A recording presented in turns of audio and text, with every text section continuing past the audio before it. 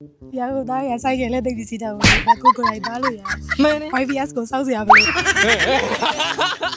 ကိုဘီရဲ့ TikTok post တစ်ခုအောင်မှာတယောက်ကမှန်ထားနာမည်ကထပ်အောင်နဲ့သူကမေးတာပေါ့နော်ကိုဘီမေးတာမဟုတ်နော်နန်းလေးနဲ့ရန်ကုန်မှာတဲ့ဘယ်မျိုးကတော်သားများလဲတဲ့ ရန်ကုန်ပေါ့ဘာလဲဆိုတော့ Y2K တားတွေ့ နော် ပုံနေလဲအဲ့ဒီအင်ကြီးကမချုံသူလည်းအဲ့လိုကြီးပဲဝတ်ပြီးတော့ နော် Y2K နေ Y2K တော့စေကန်ရတော့မယ်ဒါပေမဲ့ရန်ကုန်ရန်ကုန် ဟာလို့တော့ ရကိုသားရဆိုင်ကလည်းတိတ်ပြီးစီးတော့လေလေးပါဆိုဆိုင်ကစီးတဲ့တော့လမ်းနေလေဘယ်လိုရောက်လဲ join တယ်ပေါ့လည်းနေရလဲကိုကိုလိုက်သားလို့ရ မှန်တယ် YBS ကိုစောက်စရာပဲလို့ တူတူပဲ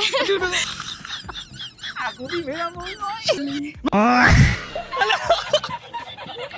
အာယောဒဲဗီရောယောီတချင်းနေအကျယ်ကြီးဖွင့်တာလို့သိရမလားဥမာဘလို့ကြောင်းမလို့အဲ့လိုကြောင်း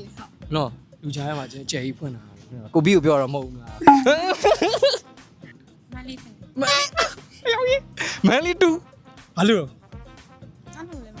ပြောပြတော့ ပြောကြတော့ယောီမန်လီကကောင်းနေမင်းတို့ကောင်းနေနော်မင်းတို့ကောင်းနေတော်သားတွေဗျာရတို့ပြောခံနေရပဲနော် ရန်ကုန် ဟေး ဒါကြီးစုနေတာ